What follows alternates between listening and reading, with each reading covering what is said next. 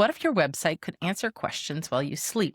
Not an FAQ page, an actual conversation, a chatbot that knows your business, answers in your voice, and works 24/7. That's what an AI integration can do for you. And in this video, I'll show you how to add one to your Airo AI Builder app using OpenAI from a prompt. No machine learning degree required. I'm Courtney Robertson, developer advocate at GoDaddy, and this is inside Airo AI Builder. Let's go. When we talk about adding AI to your website, we usually mean one of three things: a chatbot that answers customer questions, a smart search that understands what people mean instead of just matching keywords, or content generation that helps you write product descriptions or blog posts automatically. Think of an AI chatbot like a really well-trained employee who works the night shift. They know your business, they answer questions the way you would, and they never call in sick. The difference? This employee runs on an API, the same kind of connection that we covered in an earlier video. Here's another way to picture it. Have you ever called a business and gotten a voicemail menu? Press 1 for hours, press 2 for directions. A chatbot is like replacing that menu with an actual conversation. The customer asks the question, and the AI gives the real answer, tailored to what they asked. If you get the same 5 questions every week, what are your hours? Do you deliver? Is this accessible? An AI chatbot frees you up to technically run your business. So let's build one. Meet Tane.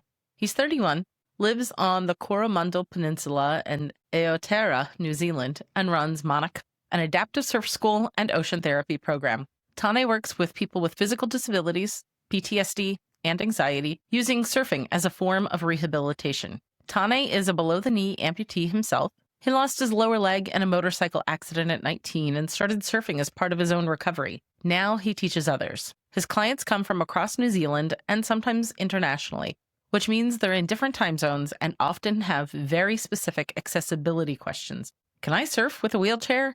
What if I have a prosthetic? Do I need medical clearance? Tane can't answer those messages at 2 a.m., but a chatbot can. Without an active chatbot on the site, if someone comes and has a question at midnight about whether they can participate with a mobility aid, if they have to send an email and wait, some people might just leave. Tane wants the chatbot to handle that instantly. So we're going to give it a very specific prompt to add the AI chatbot to the Monarch website using OpenAI and some descriptions about the school, along with basic accessibility, that the wheelchair has access to the beach, prosthetic-friendly wetsuits, support volunteers available, scheduling, availability, medical clearance requirements, and pricing. We'll also describe the weather for the area as well. Let's jump to the chatbot. So we've described the weather, the location. If someone asks something outside these topics, it should say, "I'm not sure about that. Email Tane at hello at our web address, New Zealand." Store OpenAI API in the secrets. So we'll hit send. Tane's prompt defines the chatbot's knowledge scope, tone of voice, and fallback behavior. That's what makes it useful instead of generic. So to finish getting this inserted, we need to add in our secret key, which you would get from OpenAI's API. And if you don't have a link to that, you could just ask Airo AI Builder how to get over to there. I've entered in mine. Great. All right. And it's done adding the chat bubble in the lower right-hand corner. When I click on it, it will allow me to test a couple of the basics here. What sessions do you offer? And it came back with great information about that. Now, you'll want to spend time training your chatbot as to what types of questions you anticipated answering. You might also ask it to make a database, like we have done in another video, to collect the kinds of questions people have been asking so you can start to spot the patterns. What if, though, I asked it, "Can you book me 2 tickets to the moon?" And let's see if it has any good answers on that one. That one's a little bit outside of my lane. You can email so-and-so and he'll sort you out. That's great. No worries. You can see that we've restricted what our chatbot can help with. We've locked it down. That was outside of the scope. You could also get into prompting to write in a different kind of a tone of voice.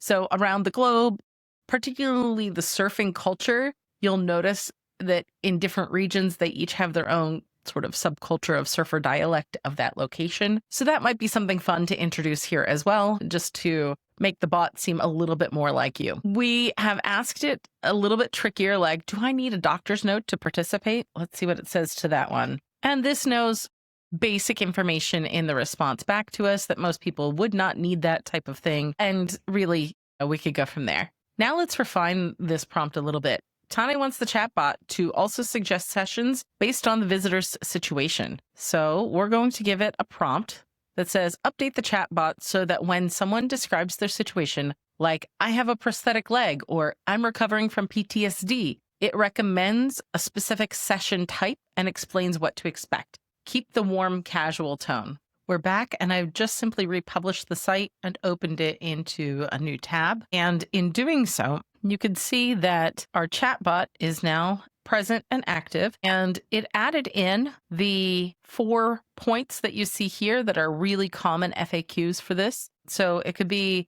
I have a prosthetic leg, can I surf? And it's going to be dialed in for something really specific there. So we see that it came back really quickly with an answer. An important cost note, every time that someone sends a message back to the chatbot, it's going to make that API call to OpenAI. That means one computer talking to another, roughly.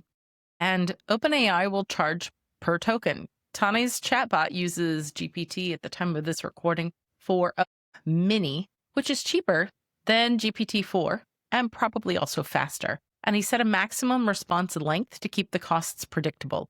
For small business, this bill might be a few bucks a month, but if your site goes to thousands of visitors, it begins to add up. So always check the pricing. A chatbot is the most common AI integration, but that's not the only one. Instead of keyword matching, with Smart Search, you can have AI-powered search that understands intent. A visitor types something for my back pain, and your site shows yoga classes, massage bookings, or ergonomic products, even if those exact words aren't on the page. Content generation. An AI can draft product descriptions, blog post outlines, or social media captions from a few keywords.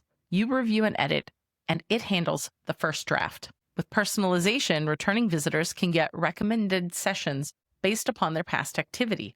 First-time visitors get the beginner guide. AI makes your site feel tailored to each person. With Form Assistance, AI can help users fill out complex forms by asking questions conversationally and then populating the fields, less intimidating than starting from a blank form. With provider options, each may have different pricing, different models, the same integration pattern and API in the secrets, with a prompt in the chat. Some tips for you: define the scope.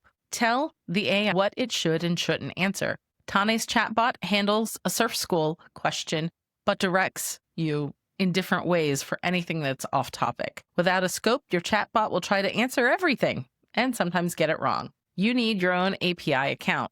You can create an account, get an API key, and pay based on usage. This isn't included in your Airo AI subscription, so do plan to budget for that. Test with real questions. Ask the chatbot for everything your customers may ask you. If it gives a wrong or a vague answer, refine the prompt. The prompt is the chatbot's training manual, and the more specific you make it, the better it will perform. We went from a static website with an email link to a smart chatbot that knows the business, answers accessibility questions at 2 a.m., and guides visitors to the right session, all from a text prompt. Anakai is always open now. Try it yourself, link in the description. You'll need an OpenAI account, but testing with particular models can save you a lot of money. Like and subscribe. In the next video, we're tackling the thing everyone's talking about: how to make your AI credits last longer. What would your chatbot answer? Drop your idea in the comments.